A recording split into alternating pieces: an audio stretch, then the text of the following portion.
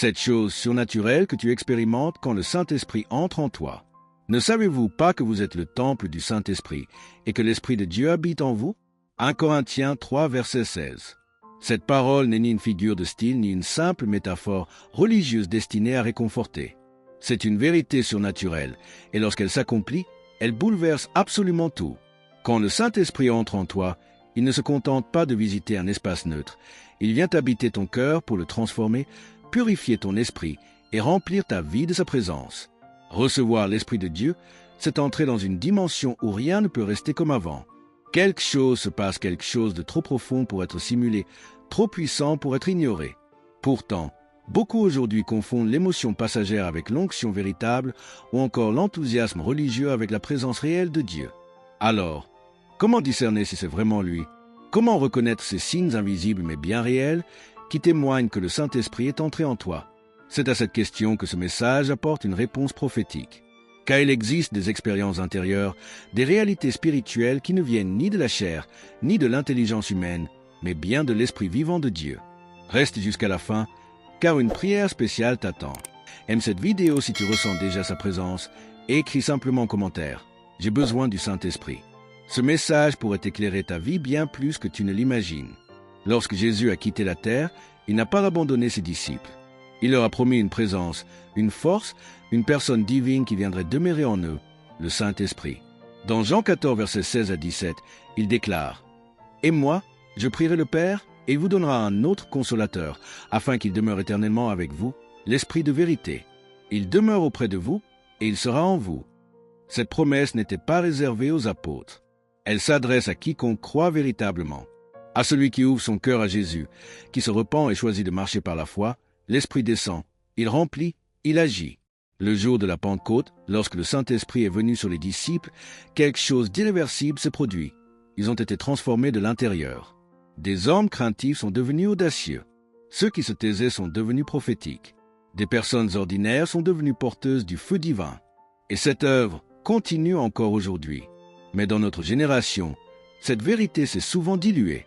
On parle de l'Esprit, on parle de Dieu, mais sans expérience vivante. Beaucoup veulent l'Esprit sans vouloir être changés. Ils recherchent les dons sans désirer le donneur. Or, la Bible est claire. Si quelqu'un n'a pas l'Esprit de Christ, il ne lui appartient pas. Romains 8, verset 9. Le Saint-Esprit ne vient pas seulement pour susciter des émotions ou donner des frissons. Il vient pour habiter, sanctifier, conduire, révéler et glorifier Jésus en toi. Et lorsque cette habitation devient réalité, elle produit des changements visibles dans ton âme, dans ton caractère, dans le feu intérieur qui t'anime. On ne peut pas tromper l'Esprit. Soit il est en toi, soit il ne l'est pas. Et lorsqu'il entre vraiment, tu le sais, car tu l'expérimentes. Quand le Saint-Esprit prend place en toi, ce n'est pas une impression passagère. C'est une transformation progressive, une œuvre invisible mais puissante qui commence dans ton cœur et touche chaque dimension de ta vie. La première chose que tu expérimentes, même si tu ne sais pas encore mettre de mots dessus, c'est une soif soudaine de Dieu. Ce n'est pas une curiosité religieuse, ni une vague attirance pour la spiritualité. C'est un feu intérieur, une faim nouvelle qui dépasse toute logique humaine. Tu peux avoir été croyant depuis des années, mais lorsque le Saint-Esprit vient véritablement en toi, tu sens que ton cœur s'éveille. Tu as soif de sa parole, soif de sa voix, soif de sa présence. Tu désires le chercher, le connaître, le prier, l'entendre. Et cette soif ne vient pas de toi. Elle est produite par l'Esprit lui-même. Jésus l'a dit, « Si quelqu'un a soif, qu'il vienne à moi et qu'il boive. Celui qui croit en moi, des fleuves d'eau vive couleront de son sein. » Il parlait ainsi de l'Esprit. Jean 7, versets 37 à 39. Lorsque l'Esprit vient, tu n'es plus satisfait par de simples discours, des chants ou des habitudes religieuses. Tu veux Dieu. Tu ressens une urgence brûlante dans ton âme. Tu te lèves la nuit pour prier. Tu éprouves un manque inexplicable lorsque tu ne lis pas la parole. Tu es troublé si tu ne passes pas de temps avec le Père. Ce n'est pas une émotion passagère, mais un mouvement intérieur. L'Esprit souffle sur la flamme, il attise le feu. Il te rend inconsolable loin de Dieu, mais rempli d'une paix profonde quand tu le trouves. Et plus tu bois à cette source, plus ta soif grandit encore. Car l'Esprit de Dieu est vivant, et quiconque le reçoit commence à le désirer comme on désire respirer. Tu expérimentes alors une déconnexion progressive des choses qui t'éloignent de lui, non par obligation religieuse, mais par soif. Le monde perd son attrait, car une autre réalité s'éveille en toi. Ce premier signe est peut-être discret, mais il est infaillible. Tu as soif, et cette soif vient de lui. Le deuxième signe que tu expérimentes lorsque le Saint-Esprit entre en toi, c'est une conviction profonde de péché. Non pas une culpabilité écrasante, ni une honte religieuse, mais une conviction claire, lumineuse, précise, une lumière intérieure qui révèle ce que ton cœur refusait de voir. Ce que tu considérais comme normal, acceptable ou banal, devient soudain insupportable. Non pas parce qu'un homme t'accuse, mais parce que l'Esprit a parlé. Jésus a dit, « Quand il sera venu, il convaincra le monde en ce qui concerne le péché, la justice et le jugement. » Jean 16, verset 8. Le Saint-Esprit ne condamne pas, il éclaire. Il met le doigt sur ce que tu n'as jamais voulu lâcher. Il ouvre les tiroirs de ton âme que tu gardais fermés. Il dévoile l'orgueil dissimulé derrière de belles intentions, les attachements toxiques que tu appelais amour, les compromis que tu justifiais. Tu ne peux plus fuir. Une tension naît en toi. T'achèves continuer, mais ton esprit crie à Dieu. Tu pleures parfois sans comprendre pourquoi. Tu ressens une tristesse sainte. Tu demandes pardon. Tu désires être purifié, changé, renouvelé. C'est le signe que l'Esprit est là. Il ne te laisse plus tranquille. Il vient sanctifier ton temple. Tu ne supportes plus de vivre dans le mensonge. Tu es dérangé par le péché que tu tolérais autrefois. Ce n'est pas du perfectionnisme religieux, mais un amour ardent pour la vérité. Et même si cela te blesse parfois, tu es reconnaissant, car tu sais que Dieu discipline ceux qu'il aime. Cette conviction est le commencement de ta véritable libération. Elle t'amène à confesser, à renoncer, à te repositionner devant Dieu. Et chaque fois qu'un péché est abandonné, une nouvelle grâce se déploie dans ta vie. Le Saint-Esprit ne transforme pas par contrainte, mais par vérité. Et cette vérité devient peu à peu ton habitation intérieure. Le troisième signe que tu expérimentes lorsque le Saint-Esprit entre en toi, c'est une paix surnaturelle, une paix qui dépasse toute logique humaine. Ce n'est pas un simple apaisement mental, ni un repos émotionnel temporaire. C'est une paix profonde qui descend jusque dans les racines de ton être. Même quand tout autour de toi semble s'effondrer, cette paix ne peut être fabriquée. Elle est donnée.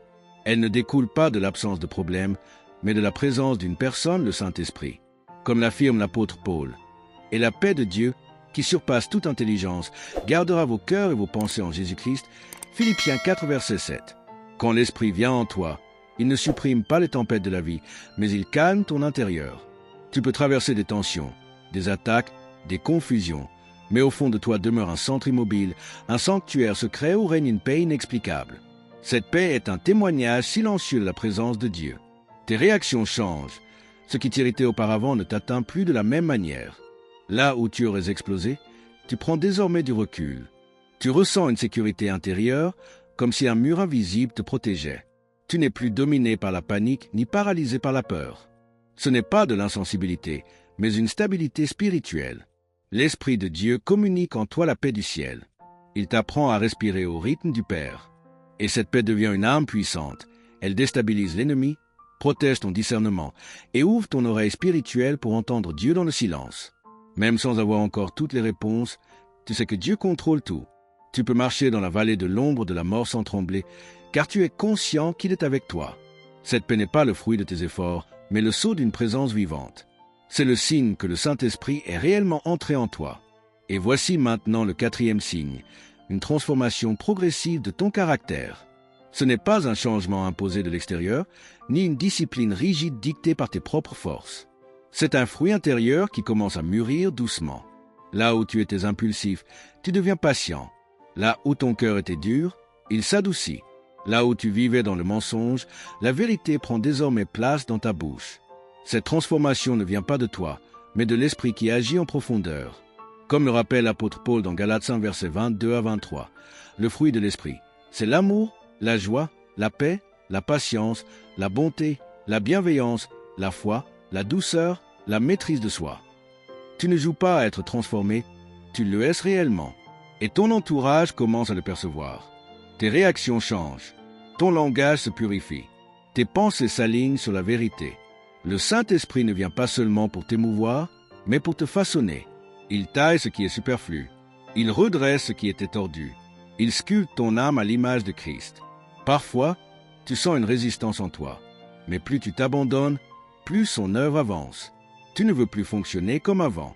Tu ne veux plus blesser, manipuler, tricher ou fuir. Tu désires ressembler à Jésus. Et même si tu retombes, l'Esprit te relève. Il ne te condamne pas, il t'instruit.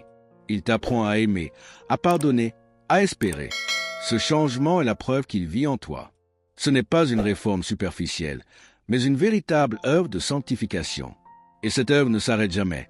Elle te rend plus libre, plus vrai, plus humble. Tu n'as plus besoin de masque, plus besoin de rôle à jouer. Tu veux simplement devenir qui tu es en Christ. Et tu le sais, c'est lui, le Saint-Esprit, qui agit en toi pas à pas, jour après jour, car il est entré, il est vivant. Le 5e signe que tu expérimentes quand le Saint-Esprit habite en toi, c'est une nouvelle sensibilité à la voix de Dieu. Ce n'est pas une voix qui crie, ni une pensée mécanique. C'est une impression douce, une direction intérieure, une lumière subtile qui éclaire ton chemin. Tu ne l'entends pas avec tes oreilles, mais tu la discernes dans ton esprit. C'est comme une pensée qui ne vient pas de toi, mais qui porte une autorité que tu reconnais immédiatement. Jésus l'a dit, « Mes brebis entendent ma voix, je les connais et elles me suivent. » Jean 10, verset 27. Cette capacité à entendre Dieu n'est pas le fruit d'une expérience religieuse, mais l'effet direct de la présence du Saint-Esprit en toi. Il devient ton maître intérieur, celui qui t'instruit du dedans. Tu n'as pas toujours besoin d'un prédicateur, d'un chant ou d'une prophétie pour être dirigé. Tu ressens dans ton cœur ce que tu dois faire ou éviter. Tu perçois des avertissements doux, des confirmations profondes, des appels intérieurs que personne ne t'a soufflés. L'Esprit de Dieu devient ton conseiller intime.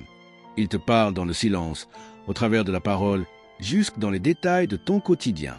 Peu à peu, tu apprends à discerner ce qui vient de lui et ce qui n'en vient pas. Tu deviens plus attentif à la paix intérieure qu'il dépose en toi. Tu t'arrêtes lorsque ton cœur sonne l'alerte. Tu obéis à des impulsions discrètes mais pleines de vie. Et plus tu obéis, plus sa voix devient claire. Mais plus tu résistes, plus sa voix s'étouffe. Cette sensibilité n'est pas le privilège de quelques prophètes, elle est l'héritage de tout enfant de Dieu. Quand le Saint-Esprit habite en toi, tu découvres cette intimité profonde. Tu n'es plus seulement instruit, tu es conduit. Tu apprends à marcher par l'Esprit et tu ne veux plus jamais revenir en arrière. Et si tu ressens déjà cela dans ta vie, écris simplement en commentaire « Je veux apprendre à écouter sa voix ». Cette confession pourrait éveiller la même soif dans le cœur de quelqu'un d'autre. Le 6e signe que tu expérimentes lorsque le Saint-Esprit entre en toi, c'est une puissance nouvelle pour témoigner de Jésus. Tu peux être introverti, timide ou réservé, mais quand l'Esprit descend, il libère en toi une audace qui dépasse tes limites naturelles. Ce n'est pas de l'arrogance, ni une recherche d'attention. C'est une flamme intérieure qui t'incite à ouvrir la bouche quand il le faut, à tendre la main quand c'est nécessaire, à apporter la lumière là où règne l'ombre. Jésus l'a promis, vous recevrez une puissance, le Saint-Esprit survenant sur vous, et vous serez mes témoins. Acte 1, verset 8. Cette puissance ne se mesure pas en décibels ni en gestes spectaculaires. Elle ne s'exprime pas par des éclats spectaculaires, mais dans la clarté de tes paroles, dans la force tranquille de tes convictions, dans cet amour sincère qui ose aller vers les âmes perdues sans crainte du rejet. Tu découvres alors que ton histoire personnelle porte un poids spirituel que tu n'avais jamais mesuré. Tu discernes quand partager un verset, quand offrir une prière, ou simplement quand rester en silence pour écouter et pleurer avec quelqu'un. L'Esprit crée pour toi des rendez-vous divins, une rencontre providentielle, une phrase prononcée au moment juste, un geste posé sans calcul, mais chargé de ciel. Et tu réalises qu'il ne s'agit plus de toi, mais de lui agissant à travers toi. Les murs de la honte s'effondrent, la peur du regard s'évanouit, remplacée par la compassion brûlante et l'urgence du salut. Tu n'essaies plus de convaincre seulement par la logique humaine. Tu portes une onction qui touche l'âme. Parfois, une simple parole remplie d'amour pénètre plus profondément qu'un long discours. Et plus tu obéis, plus la puissance grandit, car l'Esprit se plaît à couler librement par les canaux qui lui restent ouverts. Tu comprends alors que témoigner n'est pas un devoir religieux, mais l'évidence d'une vie habitée par Christ. Ce trésor ne peut rester enfermé. Il déborde, il réclame de se répandre. C'est ainsi que le royaume progresse, par des cœurs ordinaires embrasés d'une puissance extraordinaire. Et si tu sens déjà cette audace naître en toi, sache qu'elle ne vient pas d'une adrénaline passagère. C'est le souffle même du Saint-Esprit qui t'entraîne vers les âmes que le Père chérit. Le 7e signe que tu expérimentes lorsque le Saint-Esprit habite en toi, c'est une joie inexprimable qui surgit malgré les tempêtes de la vie. Tu as peut-être déjà goûté à la satisfaction éphémère d'un succès, à la fierté d'un projet abouti ou à la douceur d'un moment en famille.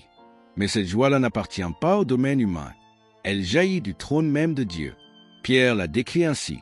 Vous exultez d'une joie ineffable et glorieuse. Une Pierre, verset 8. Et Jésus en avait révélé le secret. Je vous ai dit ces choses afin que ma joie soit en vous, et que votre joie soit parfaite. Jean 15, verset 11. Quand le Saint-Esprit prend demeure dans ton cœur, il répand cette joie comme une huile fraîche sur une flamme qu'aucun vent ne peut étouffer. Oui, tu traverses des épreuves, tu portes des charges, tu connais la souffrance, mais au plus profond de toi, une source jaillit. Elle irrigue tout ton être, indépendant des circonstances extérieures. Ta louange devient spontanée, ton cœur éclate de gratitude et ton esprit se met à danser même au milieu des larmes. Tu fredonnes des cantiques dans ta voiture, tu murmures des psaumes en lavant la vaisselle. Ton cœur sourit lorsqu'il se souvient de la fidélité de Dieu. Cette joie n'est pas une échappatoire à la réalité, elle la confronte avec assurance. Elle te rappelle que le royaume de Dieu n'est pas affaire de nourriture ni de boisson, mais de justice, de paix et de joie par le Saint-Esprit. Romains 14, verset 17. Elle insuffle un nouvel élan à ton obéissance. Servir cesse d'être un poids. La prière devient un privilège. Le pardon devient possible. Cette joie défie toute logique humaine.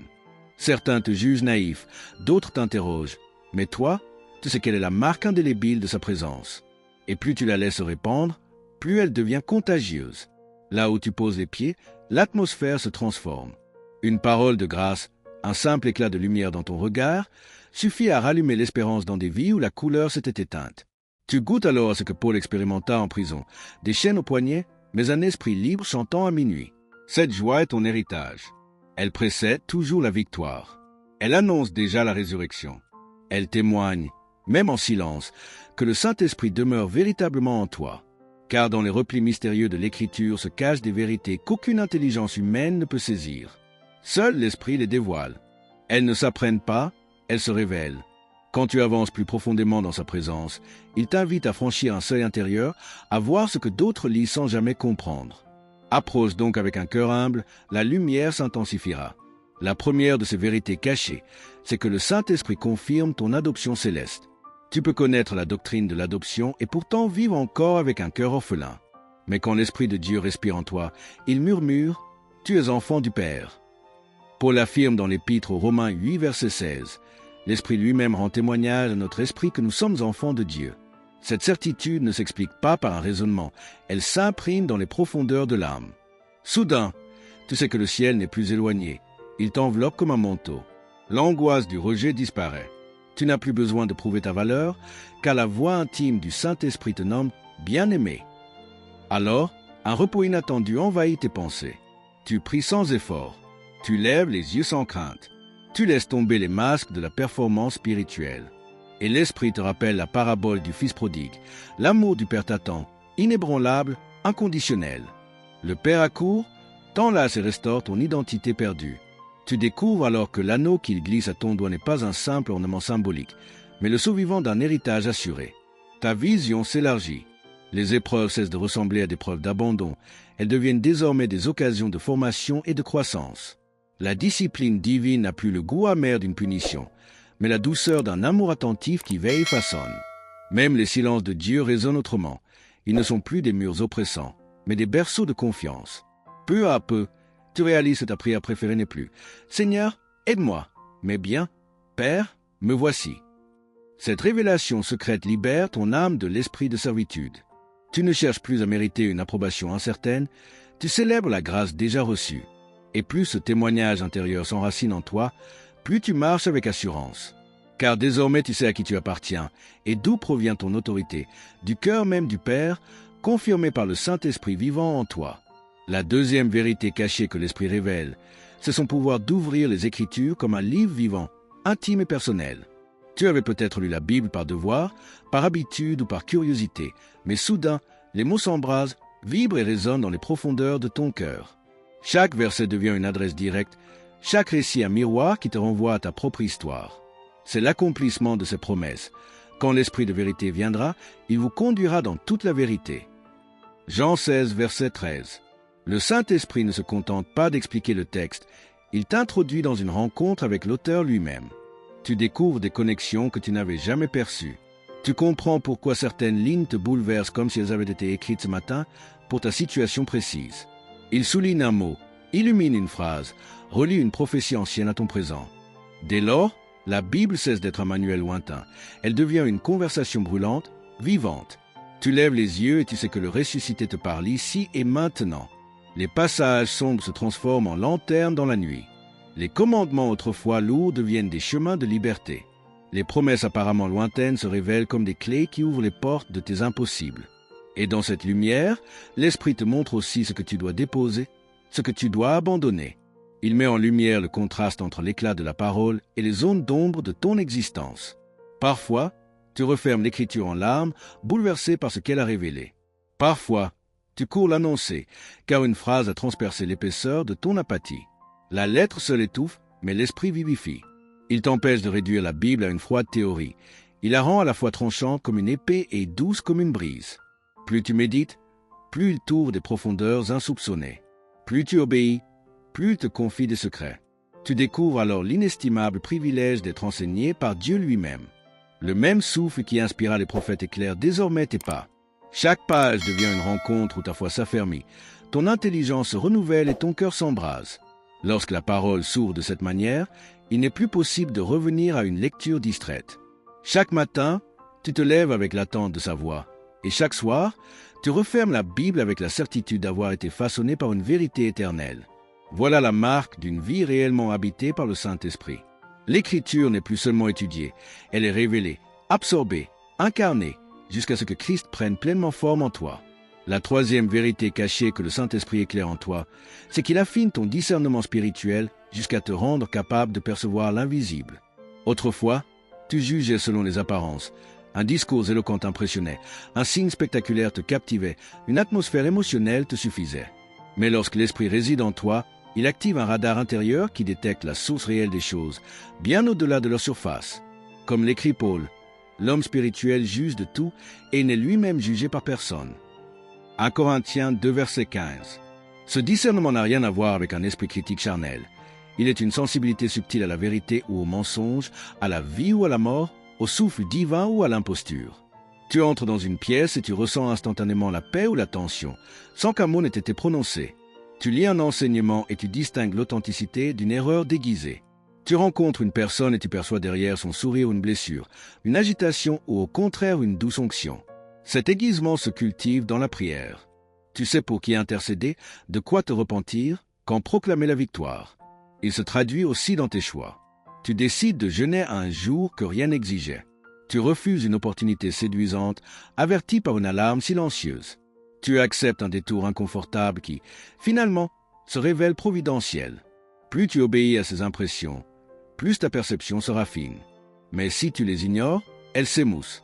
Le discernement du Saint-Esprit n'est point un outil de suspicion, mais un rempart de protection. Il dévoile les ruses de l'ennemi avant qu'elles ne t'atteignent à l'improviste. Il t'indique les portes ouvertes par Dieu avant qu'elles ne se referment. Il t'empêche de confondre le charisme avec le caractère, l'éclat du succès apparent avec la réalité de l'onction véritable. Cette lumière intérieure nourrit ton humilité, car tu sais que sans l'Esprit tu marcherais à l'aveugle. En même temps, elle affermit ton assurance, car tu avances éclairé par celui qui voit tout. Ainsi, tu ne chemines pas comme un enfant perdu dans la nuit, mais tel un fils du jour guidé par la clarté du ciel. Et voici la quatrième vérité cachée que révèle le Saint-Esprit. Il déracine en toi la peur de la mort et dépose une espérance inébranlable. Tant que cette angoisse muette demeure en ton cœur, elle imprègne tes choix. Tu t'efforces de prolonger ton confort, tu t'agrippes aux sécurités terrestres, tu redoutes les diagnostics sombres et les pertes soudaines. Mais lorsque l'esprit de vie prend demeure en toi, il fait résonner la proclamation de l'Épître aux Hébreux, chapitre 2, versets 14 et 15. Par sa mort, Jésus a anéanti celui qui détenait la puissance de la mort, afin de délivrer tous ceux qui, par crainte de la mort, avaient été retenus toute leur vie dans la servitude.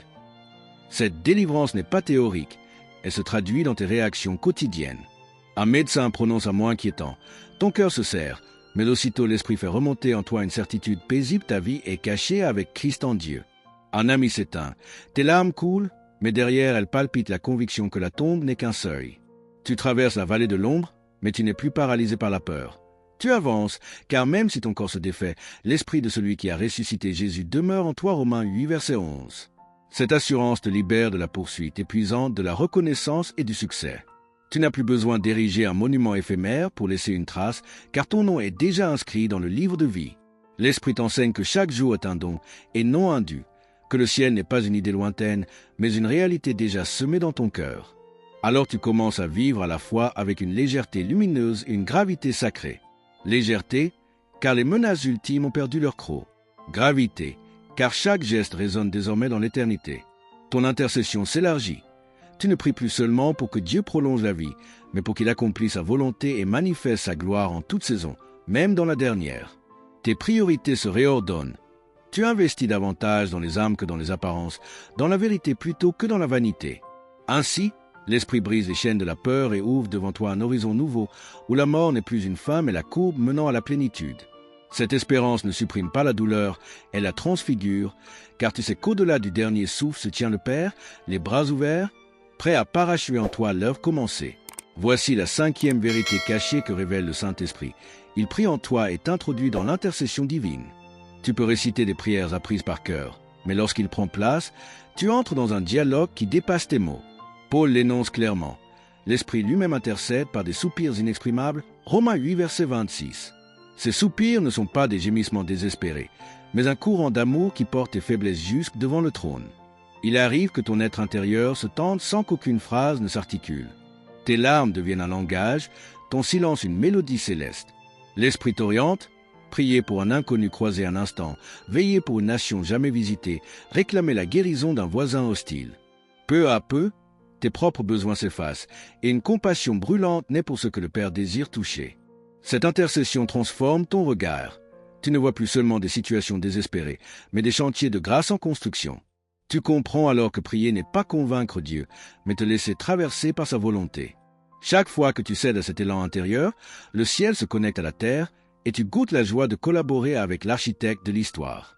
Si cette révélation éclaire ton cœur, partage ce message afin qu'un autre croyant découvre la puissance de l'intercession du Saint-Esprit et écris simplement en commentaire « Je me tiens sur la brèche ». Merci pour ta lumière. La 6e vérité cachée que l'Esprit met en lumière en toi, c'est qu'il active les dons spirituels pour édifier le corps de Christ et révéler la sagesse céleste au-delà de tes capacités naturelles. Tu découvres soudain une aisance nouvelle, encourager, prophétiser, guérir, discerner. Non parce que tu aurais suivi une formation accélérée au charisme, mais parce que l'Esprit distribue à chacun comme il le veut. Selon la première épître aux Corinthiens, chapitre 12, jusque dans les situations les plus ordinaires, tu ressens une impulsion intérieure, poser les mains sur un malade, proclamer une parole de connaissance, élever une prière d'autorité contre une oppression invisible. Tu es surpris par la justesse des paroles qui jaillissent de ta bouche, par la douceur qui accompagne ta fermeté, par la sainte hardiesse qui éclot lorsque l'Esprit veut que le royaume perce dans un terrain desséché. Ces manifestations ne sont pas un spectacle destiné à flatter l'ego. Elles portent la marque de l'amour, car l'Esprit ne se contredit jamais. Il fait éclore les dons sur la tige de l'humilité. Tu apprends ainsi la dépendance. Tu ne retires pas la gloire pour toi, mais tu rediriges chaque regard vers Jésus. Chaque don devient alors un canal de compassion. La prophétie ranime l'espérance. La parole de sagesse éclaire des décisions cruciales. Les langues et leur interprétation ouvrent un puits de louange inédit. Les guérisons rappellent que le royaume s'est approché. Dans le secret, tu continues de supplier le Père de garder ton cœur pur, car tu sais que la puissance, sans la sainteté, finit par consumer celui qui la porte. Le Saint-Esprit t'apprend à honorer les autres membres du corps, à célébrer les dons qui te manquent, à servir plutôt qu'à dominer. Et plus tu t'enracines dans l'amour, plus les dons coulent naturellement, tel un fleuve trouvant son lit. Alors, la communauté s'édifie, les incrédules sont convaincus, les malades relaient la tête, et toi, tu demeures émerveillé devant ce que Dieu accomplit à travers un vase d'argile disposé à laisser briller le trésor. Voici la 7e vérité cachée que révèle le Saint-Esprit. Il grave en toi la suprématie absolue de Jésus et fait de l'adoration ton souffle vital. Jadis, tu pouvais chanter sans vibrer, prier sans t'émerveiller, invoquer le nom du Christ comme une formule pieuse. Désormais, chaque syllabe résonne en toi comme un tonnerre doux et sacré. Paul le déclare, nul ne peut dire « Jésus est Seigneur » si ce n'est par le Saint-Esprit, 1 Corinthiens 12, verset 3. Quand l'Esprit prend demeure en toi, il ne tolère plus les idoles subtiles qui revendiquaient ta loyauté, ambition, vanité, tradition, relations toxiques. Il élève le Fils au centre, il oriente ton cœur vers le trône et fait de Jésus l'axe de ta vie. Il transforme tes occupations en offrandes. Tu découvres alors qu'adorer n'est pas un simple segment du culte dominical, mais une posture permanente. Respirer, travailler, marcher, souffrir deviennent des actes d'hommage lorsque l'Esprit irrigue tout ton être. Ta voix intérieure murmure sans cesse, que ton nom soit sanctifié, non par contrainte liturgique, mais parce qu'un feu d'amour consume tes réserves. C'est en Jean 4, verset 23, que cette vérité trouve son accomplissement. Les vrais adorateurs adoreront le Père en esprit et en vérité. L'Esprit t'enseigne la vérité. Le Christ est Seigneur et il t'équipe par l'Esprit pour l'adorer. Ainsi, dans la cuisine comme dans la chambre secrète, dans les transports comme au cimetière, tu dresses des autels invisibles.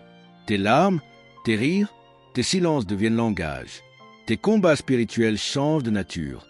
Tu ne luttes plus seulement pour arracher une victoire, mais tu tiens la position de celui qui sait que Jésus règne déjà.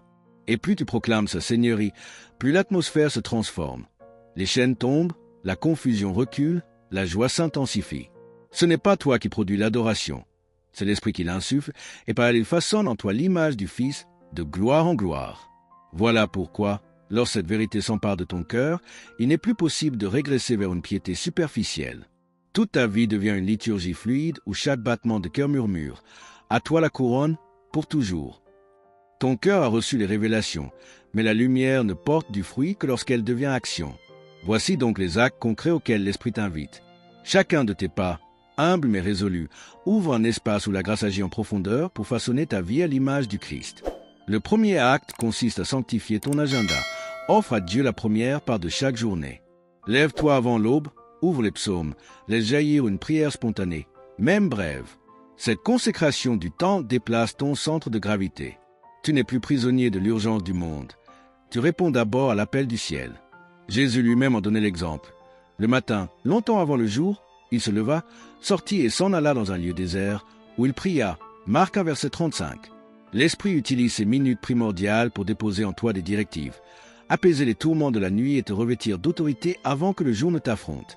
Protège ce rendez-vous comme un trésor. Éteins l'écran, ferme la porte, préviens tes proches. Lorsque tu offres à Dieu le commencement, il leur accorde la suite.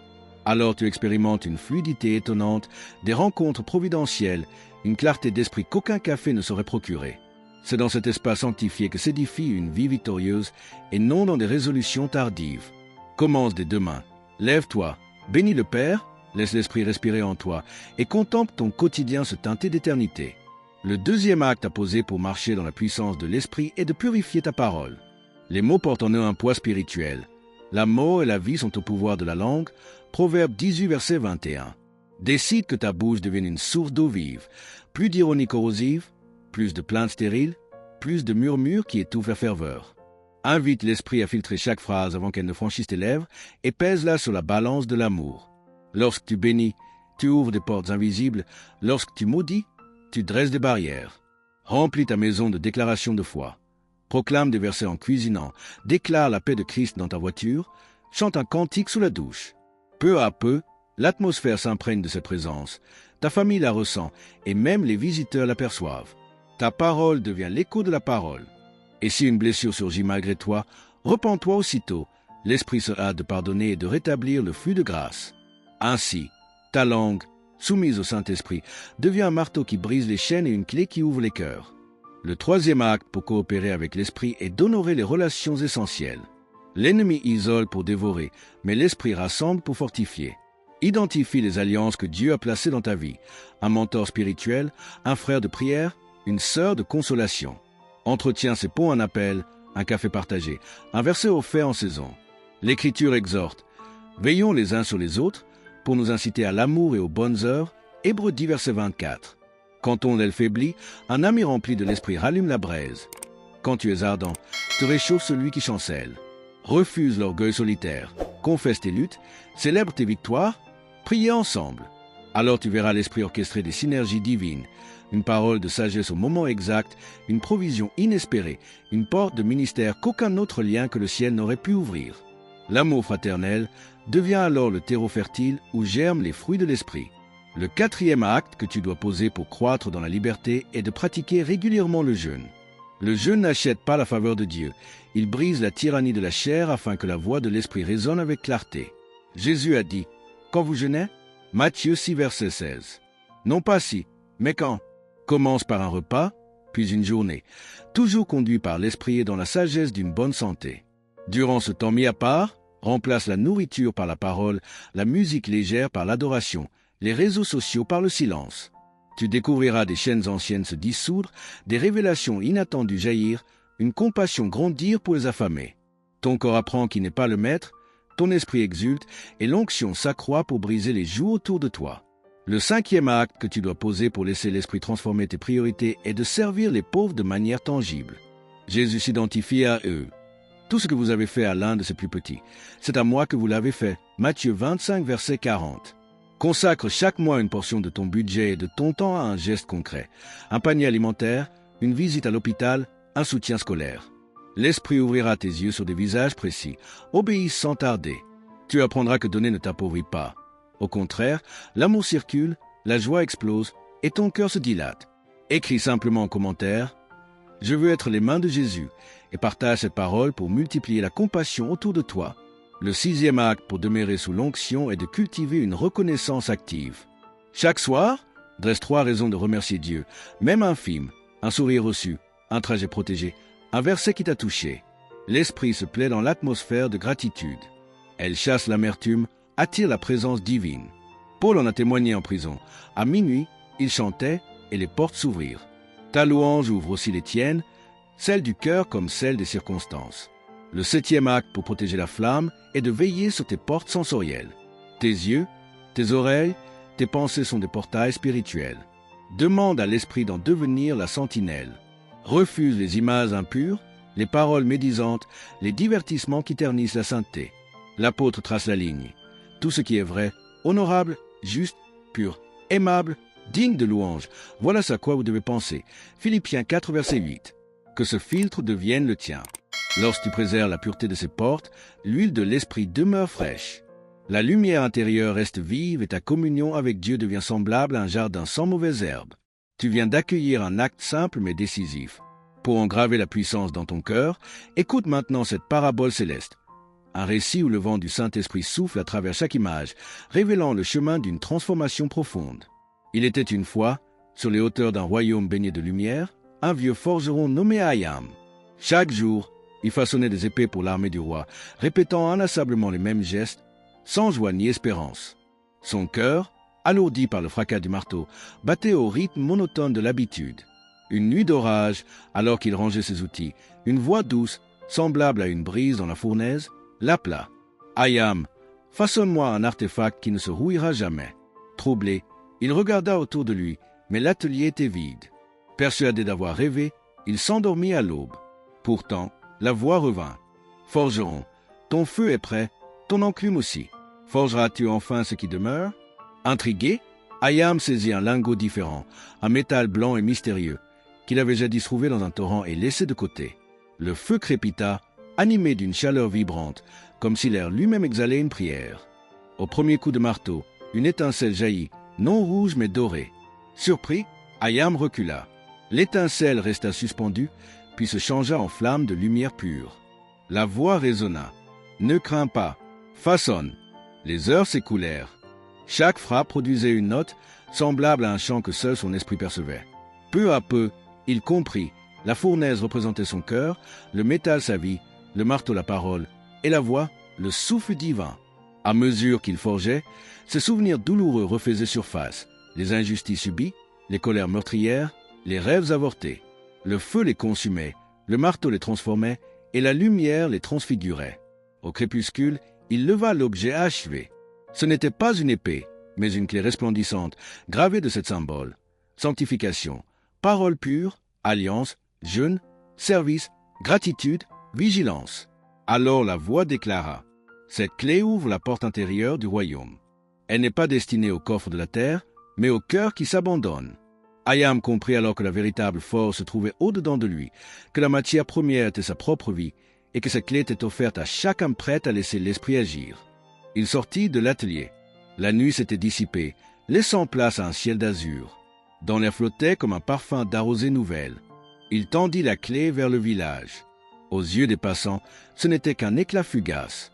Mais ceux qui recherchaient la paix sentirent leur poitrine s'embraser d'une douce ardeur. Et la voix murmura de nouveau. « Va, Hayam, offre cette clé. Quiconque la reçoit me trouvera derrière la porte. » Dès ce jour, le forgeron ne façonna plus d'armes. Il parcourut les chemins, offrant la clé invisible. Chaque fois qu'une main sincère la saisissait, un lointain tintement résonnait, comme celui d'une serrure qui s'ouvre, suivi du souffle d'une liberté nouvelle. Car lorsque l'Esprit de Dieu prend demeure, il allume une soif qui appelle à la profondeur. Il met en lumière le péché pour en délivrer l'âme. Il inonde l'être intérieur d'une paix que rien n'explique. Il façonne le caractère à l'image du Fils. Il affine l'oreille à sa voix, libère la bouche pour témoigner et fait jaillir une joie qui défie toute adversité. Enfin, il confirme ton adoption. Ouvre les Écritures, exerce ton discernement. Laisse l'Esprit arracher la peur de la mort, intercéder à travers toi, répandre ses dons et recentrer toute ton adoration sur la suprématie de Jésus. Souviens-toi de ces vérités, repasse-les dans ton cœur, médite-les tant que la flamme demeure vive. Si ce message a touché ton âme, aime cette vidéo, abonne-toi à Lumière en Christ afin que nous puissions croître ensemble et partage-la à un ami qui a soif de connaître la présence du Saint-Esprit. Ton geste pourrait ouvrir une porte éternelle dans sa vie. À présent, inclinons-nous devant le Père pour recevoir sa bénédiction. Père très haut, je m'avance avec tous ceux qui regardent et écoutent cette prière, conscient que nul ne peut venir à toi si ton esprit ne le conduit. Nous te remercions pour le souffle divin qui a visité nos cœurs, pour la lumière qui a dissipé nos ténèbres, pour la vérité qui a brisé nos chaînes. Nous proclamons que Jésus est Seigneur, qu'il a vaincu le péché, la mort et l'enfer, et qu'il a répandu l'Esprit promis sur tous les croyants. Esprit de sainteté, viens maintenant rafraîchir celui qui est fatigué. Qu'une douce brise balaie son esprit. Qu'une joie inexprimable envahisse sa maison. Viens convaincre celle qui vacille. Révèle-lui la beauté de la repentance et la liberté d'un cœur pur. Viens consoler celui qui pleure. Que tes bras invisibles l'enveloppent d'une paix qui surpasse toute compréhension. Viens enflammer celle qui se refroidit, qu'un aile nouveau brûle pour la prière et l'adoration. Que ta voix douce se fasse entendre dans nos nuits, qu'elle dirige nos pas au matin, qu'elle inspire nos paroles à midi, et qu'elle veille sur nos songes au crépuscule. Brise les forteresses d'orgueil, d'amertume et de peur. Élève des murailles de justice, de douceur et de maîtrise de soi. Répands tes dons comme il te plaît. Selon ta volonté souveraine, point accorde la sagesse aux dirigeants, la guérison aux souffrants, la prophétie aux cœurs attentifs et un service humble aux mains disponibles. Touche les corps, relève les malades. Que ton onction de guérison descende de la tête jusqu'aux pieds. Qu'elle répare les cellules, assouplisse les articulations, apaise les nerfs et restaure les organes. Ranime les mariages éteints, qu'un souffle de pardon y dépose la braise d'un nouvel amour.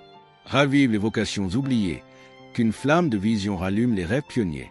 Réveille les assemblées desséchées, qu'une pluie de renouveau abreuve les terres spirituelles stériles. Nous t'offrons nos agendas, sanctifie nos matins, éclaire nos décisions, oriente nos priorités. Nous t'offrons nos langues, qu'elles bénissent au lieu de maudire, qu'elles proclament la vie et non la mort. Nous t'offrons nos relations, bâtis des ponts d'alliance, ferme les portes toxiques, ouvre des chemins de réconciliation. Nous t'offrons nos finances, rends-nous généreux, fais de nous des canaux et non des réservoirs. Nous t'offrons nos yeux et nos oreilles, qu'ils s'emplissent de pureté et rejettent la corruption. Esprit de vérité, garde-nous vigilants jusqu'au dernier souffle. Que la peur de la mort soit engloutie par l'espérance de la résurrection. Apprends-nous à voir chaque jour comme un don, à employer chaque talent pour la gloire du roi et à aimer notre prochain comme tu nous as aimés. Père, je t'adresse enfin cette requête, celle chaque personne qui a fait monter ses paroles en prière. Pose sur son front la lumière du royaume. Remets dans ses mains la clé que tu confias autrefois au forgeron Eliam, afin qu'elle ouvre les portes rouillées, qu'elle libère les captifs et proclame l'année de ta faveur. Que dans toutes choses, Jésus seul soit exalté, aujourd'hui et pour l'éternité. Amen. Si cette prière a réchauffé ton cœur, écris une simple phrase en commentaire. Saint-Esprit, conduis chacun de nos pas, afin que notre vie entière témoigne de ton œuvre. N'oublie pas de partager cette vidéo. Tu deviendras un messager de lumière pour ceux qui cherchent encore la vérité. Nous nous retrouvons très bientôt pour de nouvelles révélations. D'ici là, marche dans la paix, sois rempli de l'Esprit et garde les yeux fixés sur le Christ.